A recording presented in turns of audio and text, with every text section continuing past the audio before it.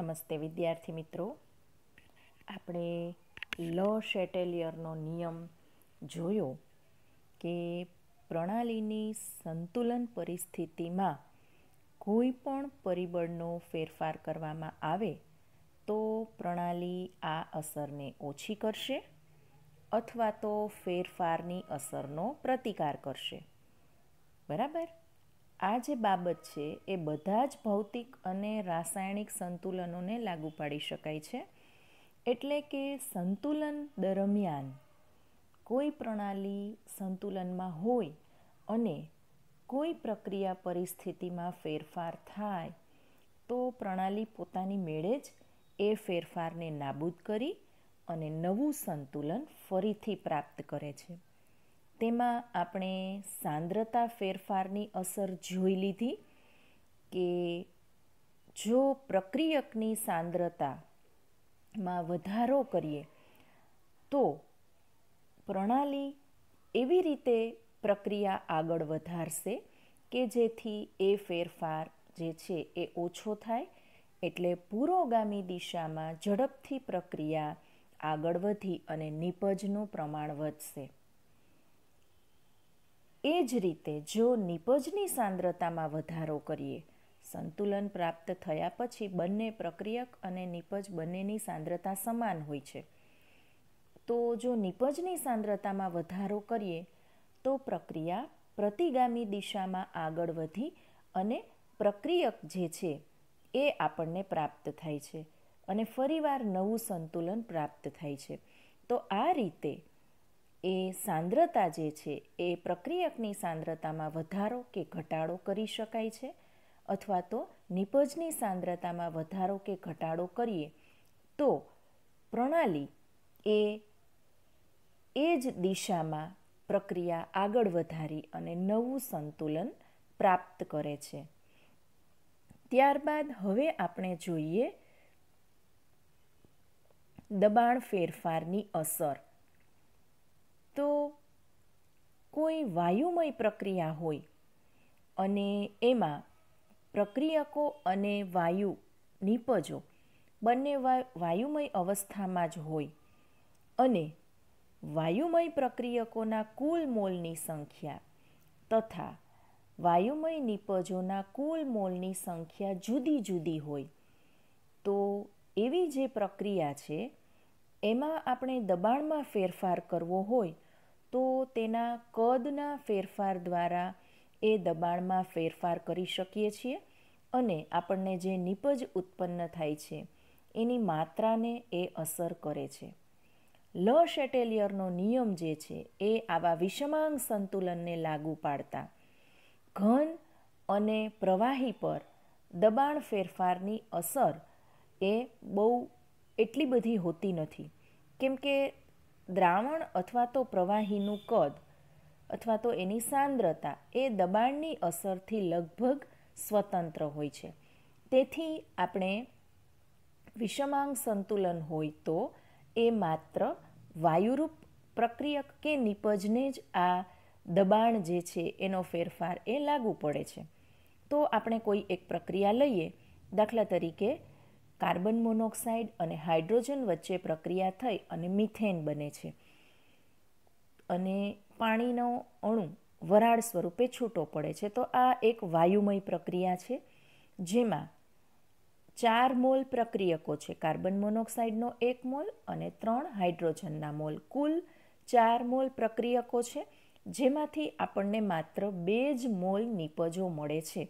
એટલે 4માંથી આપણને 2 મોલ મળે છે. બરાબર? હવે આ જે પ્રક્રિયા મિશ્રણ છે સંતુલન સમયે અચળ તાપમાને કોઈ એક નળાકારમાં પિસ્ટન ફિટ કરેલું હોય અને તેને સંકોચીને તેનું કદ આપણે મૂળ કદ કરતાં અડધું કરીએ તો તેનું દબાણ છે એ બમણું થઈ જશે બોયલના નિયમ પ્રમાણે. બરાબર? કે દબાણ અને કદ એકબીજાના વ્યસ્ત પ્રમાણમાં હોય છે. તેથી પ્રક્રિયકો અને નિપજોના આંશિક દબાણો અને તેથી જ તેમની સાંદ્રતામાં પણ ફેરફાર થાય છે. એટલે મિશ્રણ છે એ સંતુલનમાં રહેતું નથી, સંતુલનમાં ફેરફાર થયો. બરાબર. તો લ શેટેલિયરનો સિદ્ધાંત લાગુ પાડીને આપણને કઈ દિશામાં પ્રક્રિયા જે છે એ ફરીવાર થઈ અને નવું સંતુલન પ્રાપ્ત થશે તેની આપણે માહિતી મેળવી શકીએ છીએ. હવે દબાણ બમણું થયું છે. બરાબર. તેથી સંતુલન જે છે એ પુરોગામી દિશામાં ખસે છે અને આ દિશામાં વાયુના મોલની સંખ્યા અથવા તો દબાણ ઘટે છે. બરાબર. કેમ કે દબાણ જે છે એ વાયુના મોલની સંખ્યાના સમપ્રમાણમાં હોય છે. આપણે એવોગેડ્રોનો નિયમ યાદ હોય તો. બરાબર. તો એટલે મોલની સંખ્યા અને દબાણ એકબીજાના સમપ્રમાણમાં હશે એટલે એ નિપજની દિશામાં એ પ્રક્રિયા આગળ વધે છે. હવે આપણે ક્યુસી એટલે કે ભાગફળ ક્વોશન્ટનો ઉપયોગ કરીએ તો એ જે સંતુલન સમયે આ બધાની સાંદ્રતા જે છે એ આપણે આ પ્રમાણે લખીએ તો જ્યારે પ્રક્રિયા મિશ્રણનું કદ અડધું કરવામાં આવે ત્યારે આંશિક દબાણ અને સાંદ્રતા બમણા થશે અને દરેક સંતુલન સાંદ્રતાને તેના બમણા મૂલ્યથી બદલીને પ્રક્રિયા ભાગફળ આપણે મેળવી શકીએ. હવે અહીંયા ક્યુસી જે છે એ કેસી કરતાં નાનો થવાથી પ્રક્રિયા પુરોગામી દિશામાં આગળ વધે છે. બરાબર. એટલે યાદ રાખજો મિત્રો કે જ્યારે પ્રક્રિયકોના મોલ વધુ હોય અને નિપજોના મોલ ઓછા હોય ત્યારે આપણે દબાણમાં ફેરફાર કરીએ. બરાબર. દબાણ વધારીએ તો પ્રક્રિયા પુરોગામી દિશામાં આગળ વધે છે. એનાથી ઉલટું અહીંયા બીજું ઉદાહરણ આપેલું છે. કાર્બન અને કાર્બન ડાયોક્સાઇડ વચ્ચેની પ્રક્રિયાથી કાર્બન મોનોક્સાઇડ મળે છે જેમાં કાર્બન એ ગ્રેફાઇટ બરાબર અથવા તો કાર્બન ઘન સ્વરૂપમાં છે અને કાર્બન ડાયોક્સાઇડનો 1 મોલ છે. જ્યારે નિપજના આપણને 2 મોલ કાર્બન મોનોક્સાઇડના મળે છે. હવે અહીંયા જો આપણે દબાણ વધારીશું તો પ્રક્રિયકોના મોલ ઓછા છે, નિપજના મોલ વધુ છે. તેથી પ્રક્રિયા પ્રતિગામી દિશામાં જાય છે કારણ કે વાયુના મોલની સંખ્યા પુરોગામી પ્રક્રિયામાં વધે છે. ક્લિયર? તો આ બાબત ખાસ યાદ રાખવાની છે. જ્યારે વાયુમય પ્રક્રિયકો અને નિપજો હોય તો જો પ્રક્રિયકોના મોલ વધુ હોય અને નિપજના મોલ ઓછા હોય તો દબાણ વધારવાથી આપણને નિપજ વધુ મળશે એટલે કે પ્રક્રિયા પુરોગામી દિશામાં આગળ વધશે. એનાથી ઉલટું જો પ્રક્રિયકોના મોલ ઓછા હોય અને નિપજના મોલ વધુ હોય અને આપણે દબાણ વધારીએ તો પ્રક્રિયા પ્રતિગામી દિશામાં વધે છે. ક્લિયર? આ બાબત ખાસ યાદ રાખજો. ત્યારબાદ નિષ્ક્રિય વાયુના ઉમેરાની અસર. તો ઘણી એવી પ્રક્રિયાઓ હોય છે કે જેમાં નિષ્ક્રિય વાયુ ઉમેરવામાં આવે છે એ જે પ્રણાલી છે તેનું કદ અચળ રાખવા માટે. અને એ જે નિષ્ક્રિય વાયુ છે એ પ્રક્રિયામાં ભાગ લેતા નથી. બરાબર. એટલે સંતુલનને પણ કોઈ અસર કરતા નથી. તેથી અચળ કદે જ્યારે આપણે નિષ્ક્રિય વાયુ ઉમેરીએ ત્યારે પ્રક્રિયામાં ભાગ લેતા પદાર્થ કે કોઈ પ્રક્રિયક હોય એનું આંશિક દબાણ અથવા તો એની સાંદ્રતા પણ બદલાતા નથી. તો આ રીતે નિષ્ક્રિય વાયુના ઉમેરાથી સંતુલનમાં કોઈ ફેરફાર થતો નથી. જોકે આ મુદ્દો આપણી પરીક્ષામાં પૂછાવાનો નથી. ત્યારબાદ હવે આપણે જોઈએ તાપમાન ફેરફારની અસર.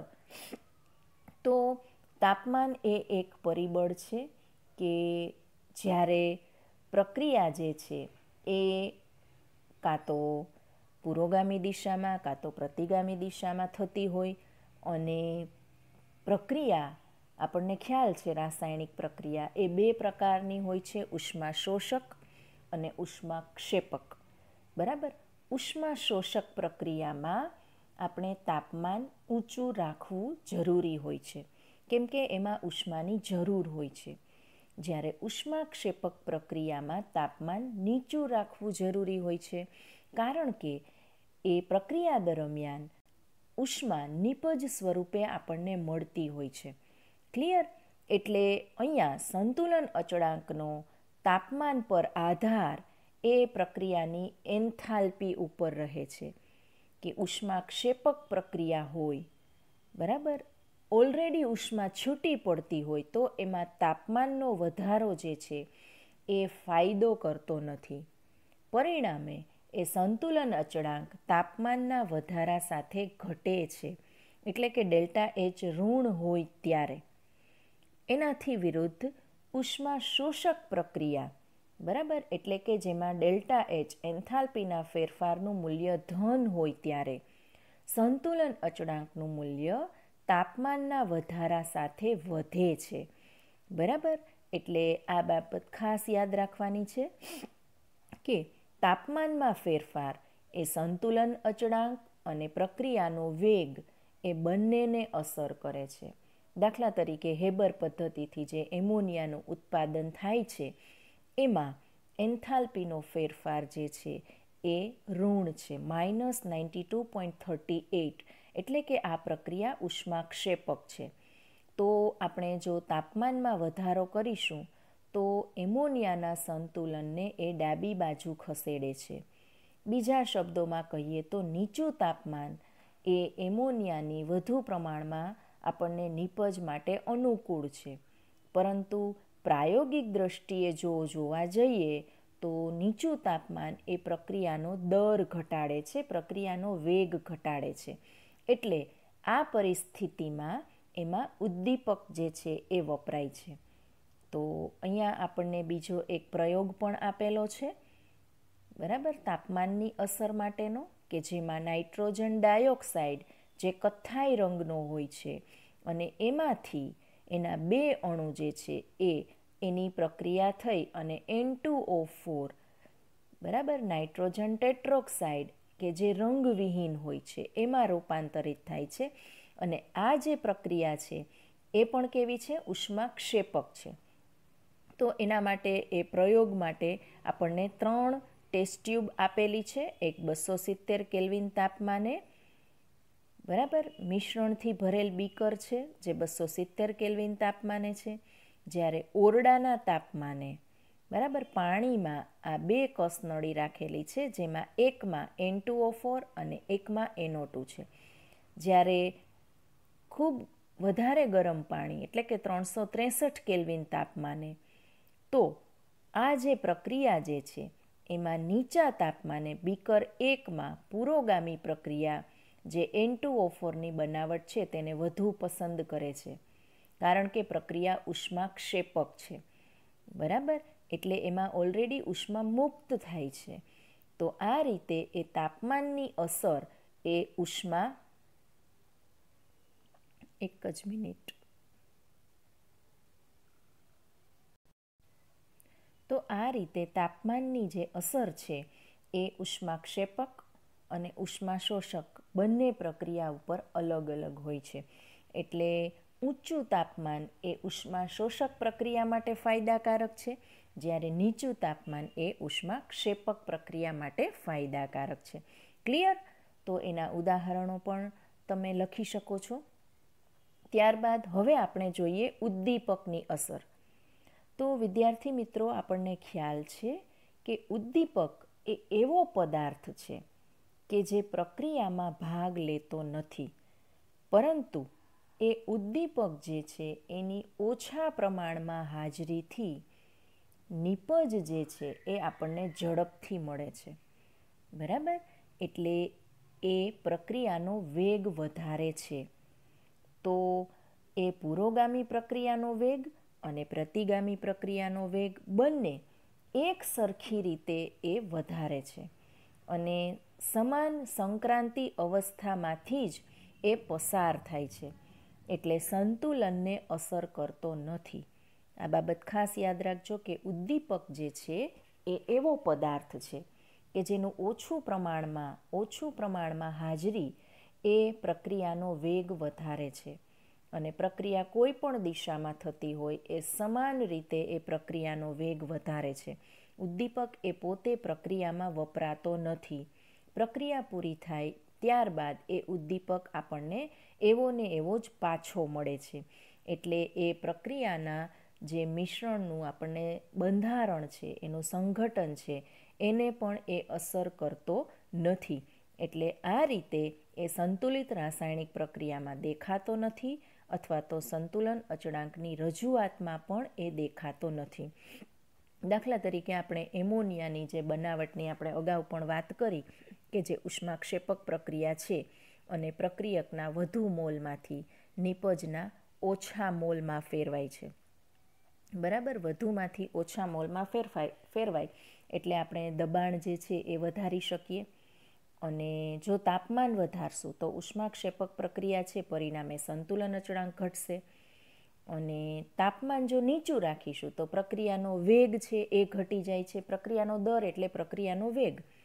અને આપણને સંતુલન મેળવવું હોય તો સમય ઘણો લાગે છે. અને ઊંચા તાપમાને એનો વેગ જે છે એ બરાબર હોય છે, પણ નીપજ ઓછી મળે છે. તો આ બધા કારણોને કારણે હેબરે એવું શોધ્યું કે એમાં આયન ધરાવતો ઉદ્દીપક એ આપણને આમ સંતોષ થાય એ રીતે એ પ્રક્રિયાને ઉદ્દીપિત કરે છે, પ્રક્રિયાનો વેગ પણ વધારે છે. અને જે તાપમાને એમોનિયાની સંતુલન સાંદ્રતા વ્યાજબી રીતે આપણને તરફેણવાળી એટલે કે આપણને જેવું જોતું હોય એ પ્રમાણેની નીપજ મળે છે. અને પ્રક્રિયામાંથી જે નીપજ મળે છે એના મોલ પ્રક્રિયકના મોલ કરતાં ઓછા છે. તેથી દબાણના વધારાથી પણ એમોનિયાની ઉપજ આપણે વધારી શકીએ છીએ. એટલે એમોનિયાનું જે ઉત્પાદન થાય છે એ ઉદ્દીપકના ઉપયોગ સાથે તાપમાન અને દબાણની અનુકૂળતમ પરિસ્થિતિ, જેને ઓપ્ટિમમ સિચ્યુએશન એવું કહેવામાં આવે છે, 500 ડિગ્રી સેન્ટીગ્રેડ અને 200 વાતાવરણની આસપાસ હોય છે. ક્યારે આપણે આયન ઉદ્દીપક ઉમેરીએ ત્યારે. બરાબર, તો આ રીતે ઉદ્દીપક જે છે એ સંતુલનને એ અસર કરતો નથી અને એનું ઓછું પ્રમાણ પણ એ પ્રક્રિયાનો વેગ છે એ વધારી શકે છે. તો આ રીતે આપણે ઉદ્દીપક જે છે એ ઘણી પ્રક્રિયાઓમાં હોય છે. સલ્ફ્યુરિક એસિડનું ઉત્પાદન છે સંપર્ક વિધિથી, એમાં પણ ઉદ્દીપકની જરૂર પડે છે. બરાબર, પ્લેટિનમ અથવા તો વેનેડિયમ પેન્ટોક્સાઇડ. તો આ રીતે ઘણી પ્રક્રિયાઓ જે છે એ જો ખૂબ ધીમી થતી હોય તો એને ઝડપથી પૂરી કરવા માટે એ ઉદ્દીપક જે છે એની મદદ લેવામાં આવે છે. તો આ થયા લ શેટેલિયરનો નિયમ અને સંતુલનને અસર કરતા પરિબળો જે છે એમાં ફેરફાર કરીએ તો સંતુલન કેવી રીતે એ ફેરફારને નાબૂદ કરી અને ફરીવાર એ પ્રાપ્ત થાય છે. ત્યારબાદ હવે આપણે જોઈએ દ્રાવણમાં આયનીય સંતુલન. તો આયનીય સંતુલન જે છે એ કે જેમાં આયનો ભાગ લેતા હોય એટલે દ્રાવણો. બરાબર, જલીય દ્રાવણો હોય કે બિનજલીય દ્રાવણો. તો આપણને ખ્યાલ છે કે કોઈ પદાર્થ જે છે કે જે આયનીય પદાર્થ છે એનું આપણે પાણીમાં દ્રાવણ બનાવીએ તો એનું ધન આયન અને ઋણ આયનમાં વિયોજન થાય છે. બરાબર, બધા પદાર્થમાં એવું થતું નથી. દાખલા તરીકે ખાંડનું દ્રાવણ છે તો એમાં આવા આયનો હોતા નથી, એટલે એમાં આયનોનું વિયોજન થતું નથી. પણ મીઠું જે છે એ પાણીમાં ઉમેરીએ તો એ વિદ્યુતનું વહન કરે છે. એટલે વિદ્યુતનું વહન કરવાની જે ક્ષમતા છે એમાં માઇકલ ફેરાડેએ એ પદાર્થોને 2 ભાગમાં વહેંચેલા છે અને એને કીધેલું છે એક વિદ્યુત વિભાજ્ય, બરાબર, કે જે વિદ્યુતનું વિભાજન કરે છે, વિદ્યુતનું વહન કરે છે. અને બીજા પદાર્થ છે વિદ્યુત અવિભાજ્ય, કે જે વિદ્યુતનું વહન કરી શકતા નથી. તો ખાંડનું દ્રાવણ એ વિદ્યુત અવિભાજ્ય કહેવાય, મીઠાનું દ્રાવણ એ વિદ્યુત વિભાજ્ય કહેવાય. બરાબર, હવે આવા વિદ્યુત વિભાજ્યો જે છે એમાં પણ 2 પ્રકાર છે, પ્રબળ વિદ્યુત વિભાજ્ય અને નિર્બળ વિદ્યુત વિભાજ્ય. તો પ્રબળ વિદ્યુત વિભાજ્ય એટલે કે આપણે કોઈ પદાર્થ જે છે, દાખલા તરીકે મીઠું જે છે એને આપણે પાણીમાં ઓગાળીએ તો સંપૂર્ણપણે આયનીકરણ પામે છે. એટલે એનું સંપૂર્ણ આયનીકરણ Na+ અને Cl- માં એનું સંપૂર્ણ આયનીકરણ થાય છે. જ્યારે નિર્બળ વિદ્યુત વિભાજ્યો જે છે એનું અંશતઃ એટલે કે ઓછું વિયોજન થાય છે. બરાબર, એટલું બધું વિયોજન જે છે એ થતું નથી. દાખલા તરીકે એસિટિક એસિડ જે છે અથવા તો એમોનિયા છે, બરાબર, એ એવા પદાર્થો છે કે એમાં એના એસિટિક એસિડની વાત કરીએ તો એમાં થોડાક જ એસિટેટ આયન, એટલે કે એસિટિક એસિડનું સૂત્ર છે CH3COOH, બરાબર, એનું પાણીમાં દ્રાવણ બનાવીએ એટલે એના આયનોનું વિયોજન આ રીતે થાય. એસિટેટ આયન એટલે કે CH3COO- પ્લસ H3O+ અથવા તો H+, બરાબર. તો એ બહુ જ ઓછા હોય છે એ આયનો, અને અવિયોજિત એસિટિક એસિડના અણુઓ એ વધુ હોય છે. એનું કારણ છે કે NaCl અથવા તો સોડિયમ ક્લોરાઇડ એ 100% આયનીકરણ થાય છે, જ્યારે એસિટિક એસિડ કે જે નિર્બળ છે એમાં 5%થી પણ ઓછું આયનીકરણ થાય છે. એટલે નિર્બળ વિદ્યુત વિભાજ્યોમાં આયન અને બિન આયનીકૃત પામેલા અણુઓ એની વચ્ચે એક જાતનું સંતુલન સ્થપાય છે.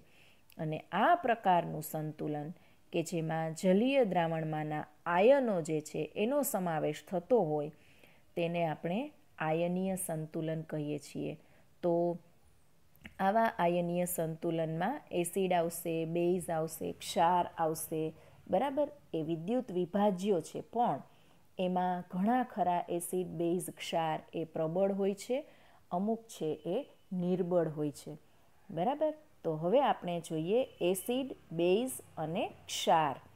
તો આપણને ખ્યાલ છે કે 3 જે છે એ આપણને કુદરતમાંથી મળી આવે છે, જેમાં એસિડ જે છે એ સ્વાદમાં ખાટા હોય છે, બરાબર. પછી આપણે અગાઉ શીખેલા છીએ કે એ ભૂરા લિટમસ પત્રને લાલ બનાવે છે. એ ભૂલા, બે લા ભૂ, એ ભૂલા એટલે કે એસિડ ભૂરા લિટમસને લાલ બનાવે છે, અને બે લાભુ એટલે કે બેઝ લાલ લિટમસને ભૂરા બનાવે છે. તો આ રીતે આપણને ખ્યાલ જ છે લિટમસ પત્ર ઉપરથી. ત્યારબાદ ઘણા ખરા એસિડ જે છે એ આપણે સામાન્ય વ્યવહારમાં પણ જોતા હોઈએ છીએ. દાખલા તરીકે એસિટિક એસિડ એટલે કે સરકો અથવા તો વિનેગાર અથવા પ્રિઝર્વેટિવ જેને કહીએ છીએ, એમાં એસિટિક એસિડ હોય છે. લીંબુ અને નારંગીના જ્યુસમાં સાઇટ્રિક એસિડ, બરાબર, લીંબુમાં સાઇટ્રિક એસિડ, નારંગીમાં એસ્કોર્બિક એસિડ. આંબલી જે છે એમાં ટાર્ટરિક એસિડ હોય છે. દહીં જે છે એમાં લેક્ટિક એસિડ હોય છે, બરાબર. ટામેટા જે છે એમાં ઓક્ઝેલિક એસિડ હોય છે. અને આ બધા જ એસિડ જે છે એ સ્વાદમાં કેવા હોય છે? ખાટા હોય છે.